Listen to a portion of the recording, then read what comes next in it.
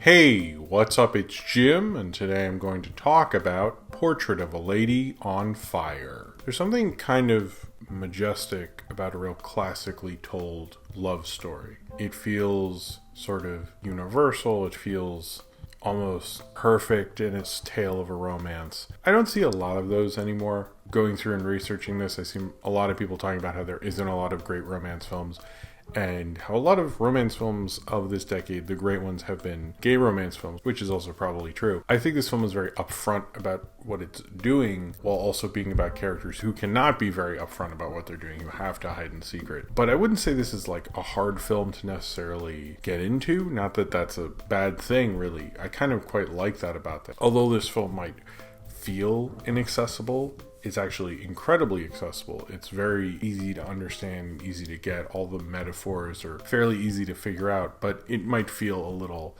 limited and simple, but I kind of really love that about it. It kind of makes it very rich about what it's doing. Basically, the plot of Portrait of a Lady on Fire is a mother of a young woman has promised her daughter to a man from Mulan, but he needs a kind of painting of the woman he is going to marry in like, I guess, how you'd have a profile on social media or something. But this is 1770, so, they just had paintings, but she has hired a painter to come to this island and paint her.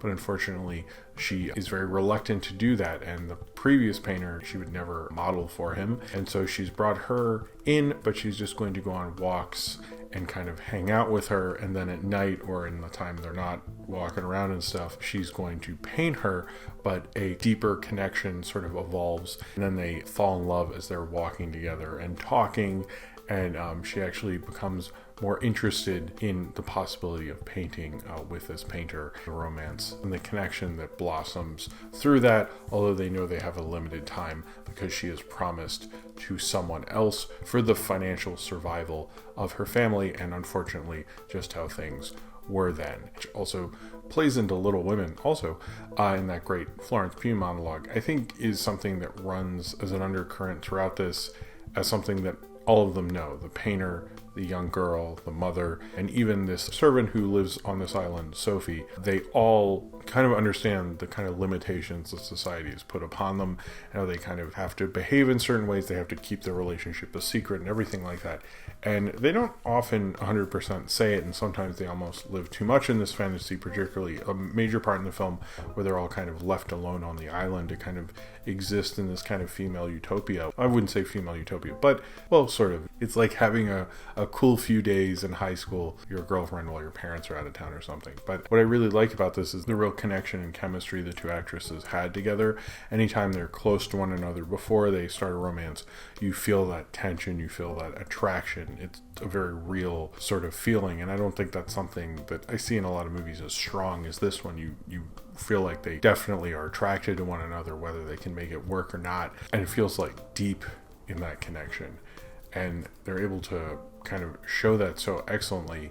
You feel like you understand that romance because you understand that connection, and it's just there. It's there in such a real way. It's really quite beautiful. Its kind of upfrontness is very much a plus for the most part. This is directed by Celine Sciamma, who does a great job. In some ways, I like what she does in terms of, like, it is very quiet. There's not, really a score for the most part. There's certain pieces of music they play, but it's really very quiet. You can hear kind of like everything. It feels so much more sparse than we're really used to nowadays, which was quite different. But the cinematography wasn't radically sort of different. The camera's not really moving at all. It's very I don't really want to call it simple because that sort of denotes it in a weird way, but it does feel that way because I feel like, the whole image of like a lady on fire, because her dress catches fire at this bonfire, and there's like a painting, which is like really the first scene in the movie, I'm not spoiling anything, where it's a painting of her on fire, and like the fire is supposed to represent, I guess, kind of the anger in her, the anger that she has to get married, the fact that her sister, who was supposed to get married and she was in a convent, killed herself, so now she's stuck in this situation. She's probably angry at her sister, possibly, although she doesn't get into that, but she's angry at the whole situation and the whole society that she lives in as a woman, as well as she has a natural kind of like rich girl kind of anger within her, and what that fire represents, but it kind of is like almost perfect, of how she sees her. And that it's kind of like a simple way you kind of remember someone. You remember their personality in that way. So I guess it's sort of perfect. That analogy, as easy it is to understand, is almost too perfect. It's so perfect. But then there's another one later on in the film that I really rolled my eyes at, where this one woman's kind of, I wouldn't say having what we now know is an abortion, but effectively an abortion. I'm not sure what it is. But they go to this woman's house and she has a lot of kids there. And as this woman's getting the abortion, there's like a baby right next to her. And I was like, that's too much. There was a certain beautifulness to how they shot it. And I think there was a certain poetry to that. But at the same time, it was like, that's a little like too much. It's a little on the nose.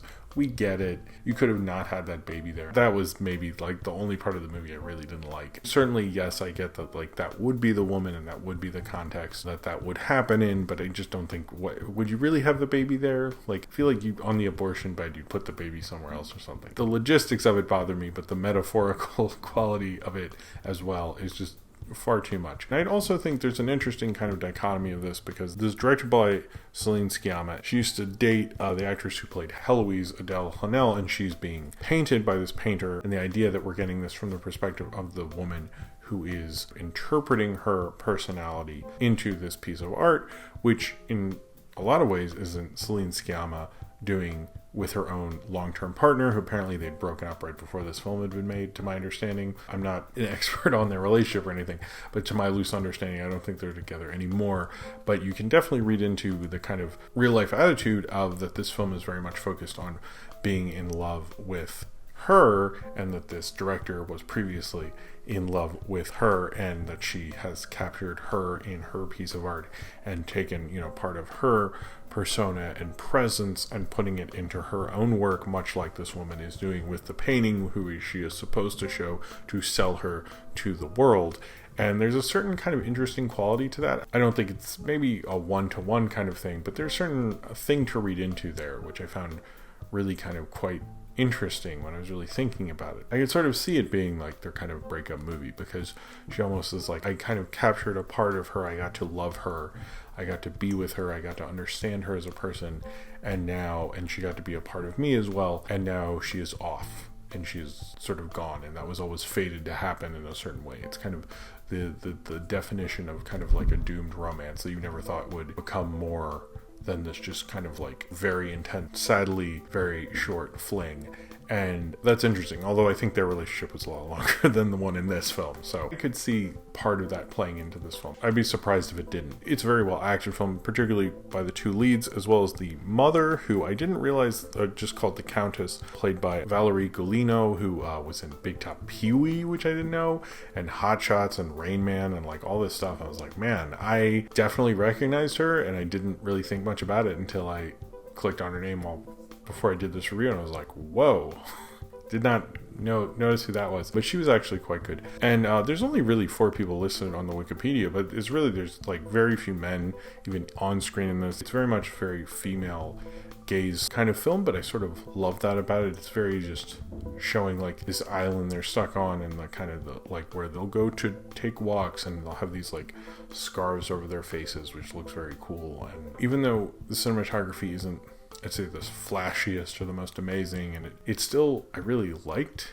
sort of how it was shot in that very like normal straight ahead sort of thing, and I thought it kind of enhanced the kind of beautiful universalness of the story, and I think that worked for it. There's another metaphor in it as well, now I'm thinking about it, that with her in this white dress, which I find interesting and plays into the idea that the painter knew that this didn't have that much time, and it kind of haunted her throughout it, but she tried not to think about it. I think that's, I don't know, maybe I'm wrong about that, but I found this film to be a really majestically beautiful, as I've said a couple times, but I found this film to be a very universally wonderful kind of romance film, and one that I think, whether you know that reality of the 1770s or not, the whole idea of that romance and the intensely amazing kind of like lifelong kind of passion that you get from one of those romances is something that I think, reminds me of a lot of the great romances that we would later find out were kind of really talking about a gay couple but couldn't, whether it be Brief Encounter or Last Tango in Paris, I think was doing that as well, or was originally, but they changed it. But this has that kind of universality to it, which I think is wonderful.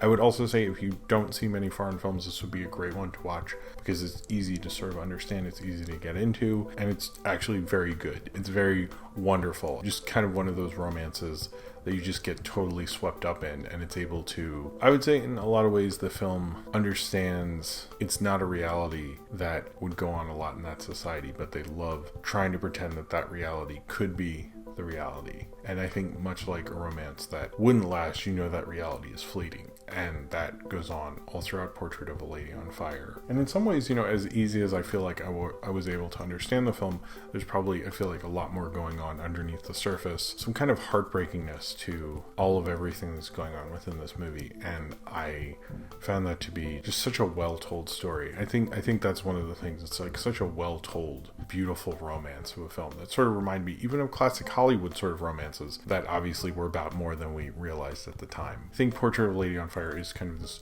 beautifully told, wonderfully made kind of film about a really intensely passionate romance that couldn't live on because of society that wouldn't let it. But you can still feel that regardless of the fact that unfortunately it had to be snuffed out because there wasn't any room for it. But in a brief moment of time, they really believed there was. So if you've seen Portrait of a Lady on Fire and you would like to talk about it, then comment below in the comments and subscribe if you would like to.